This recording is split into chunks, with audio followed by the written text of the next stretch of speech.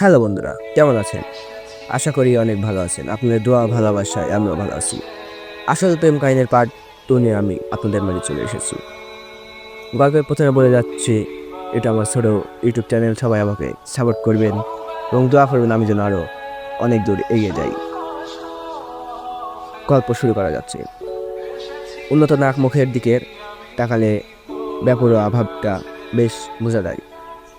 নিচের ক্লাস থেকে সে ফাট হয়ে আসছে, সেই জন্য তার বোরকা স্বভাব জেনেও স্কুলের ছাত্রছাত্রীরা এমনকি শিক্ষকরাও তাকে মনে মনে ভালোবাসে। এই গ্রামের মেয়েদের জন্য কোনো আলাদা স্কুল না থাকায় ছেলে মেয়েরা একসঙ্গে ক্লাস করে। প্রত্যেক ক্লাসে ছেলেরা একদিকে বসে আর মেয়েরা অন্যদিকে বসে। মধ্যখান দিয়ে যাতায়াতের রাস্তা। সরকার ফ্রি প্রাইমারি স্কুল থেকে সাইফুল বৃত্তি নিয়ে পাশ করে হাই স্কুলে ক্লাস ভর্তি হয়। প্রথম যেদিন সাইফুল স্কুলে আসে সেদিন ঝর্ণার দিকে সে বারে বারে তাকে দেখছিল। ক্লাসের সব মেয়েরা যে বন্যাকে বেশি সুন্দরী মনে করেছিল। হাটবেলা থেকে সে যে কোনো সুন্দর জিনিসকে ভালোবাসে। প্রাকৃতিক দৃশ্য তাকে সব থেকে বেশি আকর্ষণ করে। তাই সে ধুলার চেয়ে নদীর পাড়ে ঘুরে ঘুরে প্রাকৃতিক দৃশ্য দেখে। ঝর্ণাকে দেখার পর থেকে তার সঙ্গে কথা বলার জন্য সাইফুলের মন ছটফট করত। কয়েকদিন পর একদিন টিফিনে ঝর্ণায় কাছে গিয়ে তার নাম জিজ্ঞাসা করছিল। ঝর্ণা তাকে উত্তর দিল, তাকে মাথা নিচেও করে চুপ করতে বলল। তখন তার সাথে মেয়েটা ঝর্ণার নাম বলে। আরও অনেক পরে সাইফুল তার আব্বার নাম জেনেছিল, হামিদ চেয়ারম্যান। ঝর্ণা হাই স্কুলে পড়ে, 1 থেকে পরে আসছে। আর সাইফুল গরিবের ছেলে বলে সরকারি ফ্রি প্রাইমারি স্কুলে পড়েছে। তাই সে ঝর্ণাকে চিনত না। ঝর্ণা নিজে ক্লাসে থেকে ফার্স্ট হয়ে এসেছে। সে বছর 6 থেকে 7 ওঠার সময় সাইফুল ফার্স্ট আর ঝর্ণা সেকেন্ড হয়।